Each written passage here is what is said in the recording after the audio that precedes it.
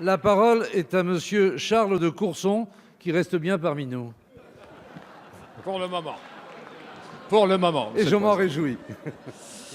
Ma question s'adresse à monsieur le Premier ministre.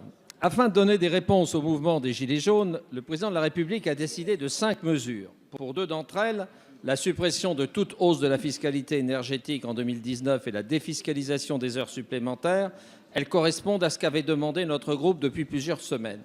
Par contre, les 3 autres mesures ne correspondent pas à nos demandes de réévaluation tant des salaires modestes que des petites retraites. En effet, supprimer la hausse de 1,7 de CSG pour la moitié des 8 millions de retraités qui, en 2018, avaient subi cette importante hausse est injuste, car le tiers des retraités les plus modestes n'en bénéficieront pas et devront se contenter d'une hausse de leur retraite de 0,3 % en 2019 et en 2020, c'est-à-dire, compte tenu de l'inflation, de la poursuite de la chute de leur niveau de vie.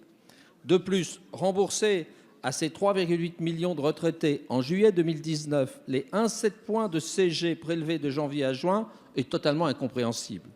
Ce qu'il faut faire, c'est assurer le maintien du pouvoir d'achat pour toutes les petites retraites à coût inchangé.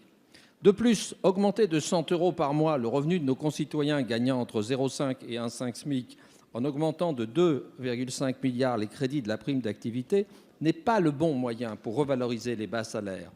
En effet, 55 % de nos concitoyens gagnant le SMIC n'en bénéficieront pas. Et pour les autres, ils ne pourront en bénéficier officiellement qu'à partir du 5 février 2019, mais plutôt en juin-juillet, du fait de la complexité de gestion par les caisses d'allocations familiales de cette prime. Ce qu'il faut faire, c'est rembourser aux entreprises l'équivalent des cotisations sociales salariées sur le SMIC pour majorer le salaire net des salariés au SMIC.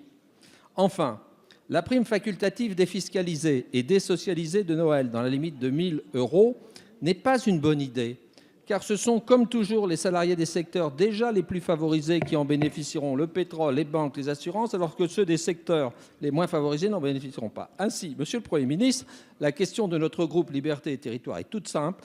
Êtes-vous prêt à tenir compte des propositions de notre groupe ? Merci, cher collègue. La parole est à madame Agnès Buzyn, ministre des Solidarités et de la Santé.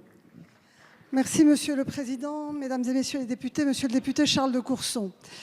L'ensemble des mesures qui ont été proposées par le gouvernement visent à faire en sorte que le travail paye plus. C'est déjà la majorité des mesures proposées concernant paye mieux, paye plus, et que les gens puissent vivre décemment de leur travail. Ce sont les mesures proposées autour de la défiscalisation des heures supplémentaires. C'est la mesure en faveur d'une prime exceptionnelle défiscalisée totalement pour les personnes qui touchent moins de 3,5 SMIC. Et c'est la mesure de la prime d'activité qui va permettre à 5 millions de foyers, soit 2 millions de personnes supplémentaires aujourd'hui, d'accéder à la prime d'activité.